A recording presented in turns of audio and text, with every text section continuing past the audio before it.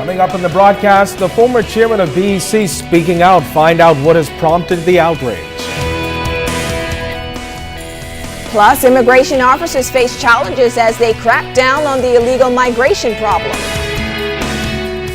And a Haitian woman gets her day in court. The charge, obstruction. The Bahamas Tonight, the National Report starts now. Now in HD.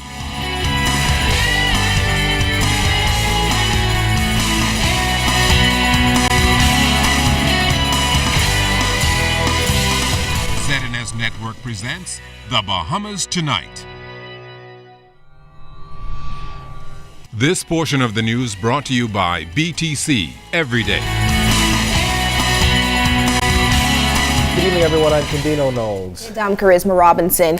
An alleged bribe by a senior government official is apparently coming to light, and now a former executive who led the country's power company 14 years ago is speaking out. That's right. In an interview you'll see on just one station, former BEC Chairman J. Barry Farrington revealed that he was at the helm of the corporation during the time when the more than $300,000 bribe was reportedly taken. Clint Watson reports tonight on the issue. Totally amazed and really irritated by the extent of this crime that is being perpetrated against our country. Former chairman of the Bahamas Electricity Corporation, J. Barry Farrington, says in his words that there is a traitor in our midst and must be found out. The bribery claims came to light after a plea agreement between the foreign company Alston and the U.S. Justice Department was unsealed. There might be a way through diplomatic channels that we could encourage the U.S. government to reveal to us who this person was, and persons for that matter. I'm not so sure there is a limitation, but one fact might lead to another, which will then give us a total picture of the extent to which this bribery took place. The alleged bribe of more than $300,000 between this purported government official and the company took place 14 years ago, and Farrington says getting to the bottom of the scandal may prove challenging, but not impossible.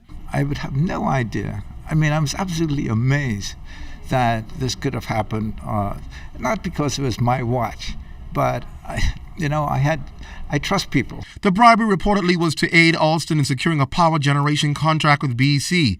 Several other countries were also identified as having engaged in this kind of business with the French company. Farrington went on record denying any knowledge of this alleged bribe.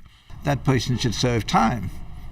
Now, 13, 14 years is, you get into legal arguments as to the time allowed for you to initiate legal proceedings. Farrington believes once the official is identified, they should face the full consequences of prosecution.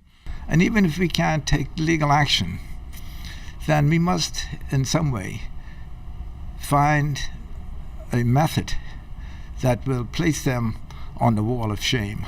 Farrington says he has already written to the Prime Minister to push the cause. Clint Watson, ZNS Network News. Well, immigration officials are having serious challenges carrying out the new policy, which requires all undocumented persons to leave the country.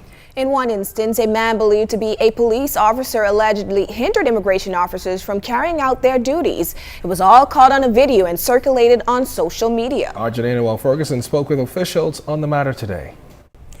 Since the new immigration policy came into effect on November 1st, senior immigration officials say they've had serious challenges while carrying out their duties. Police officer. In this video, a man identifies himself as a police officer and accuses immigration officers of abusing suspected illegals. The man is seen arguing with immigration officers over the matter, and it's a situation that officer in charge of enforcement for immigration, Kirkland Neely, says is concerning as civilians and illegals hinder the department's efforts. Now, Officer Neely noted that in recent weeks, a number of his officers were injured while on the job. Some fraction of him interfering and stuff like that. These illegals now tend to believe they're right, and whatever they do, it's supposed to be right, so they have a little backing and encouragement. But let me send a warning out to them now. It ain't gonna happen. That's a no-no, because I am really pissed about it. For the last month, I have had 4 officers went down by injuries from the hands of illegal immigrants. All right, these a few Bahamians who are trying to be a distraction and make it nicer for that. I didn't hear anybody came and speak about that. I'm sick and tired of it. Neely added that Bahamians who support illegals in these acts should be made accountable as well. In no part of the world, no part of this world on this side, you could have illegals injuring officers in the execution of their duty and people picking them up and giving them right. And like I said, I'm sick and tired of it, and it ain't gonna happen no more. Now, as for the police officer involved in this matter, Neely says the case has been turned over to the police force. Turn it over to the police, and I will be dealing with that matter on a later date. One of the senior officers spoke to me earlier today, and he said that we'll be dealing with it on Monday coming. Meanwhile, Director of Immigration William Pratt says the department remains resolute in carrying out their duties. From the newsroom, I'm Janae Noel Ferguson, ZNS Network News. Well, 19-year-old Daheen Nanard appeared in the South Street Magistrates Court today, accused of assaulting immigration officer Avia Beckford. The Cowpen Road resident is also facing an obstruction charge for allegedly obstructing the officer from carrying out her duties while on Golden Isles Road on Monday. The defendant pleaded not guilty to the charge and was granted $3,500 bail. The case has been adjourned to February. Grand Bahama attorney and human rights activist Fred Smith represented the defendant. Authorities are following several leads into the murder in Nassau Village last night, which pushed the count to 122. Police say two men got into an argument at a club on Matthew Street. The victim reportedly walked away to head home and that's when he was shot to the chest. We're told that he was on bail and was being electronically monitored. Investigations continue. Still to come, passengers urged to prepare for long lines at the airport this New Year's with high volumes of traffic. And plans are still underway for a memorial wall in Fox Hill. You're watching The Bahamas Tonight live. This segment of the news is brought to you by Shell Quality Fuels.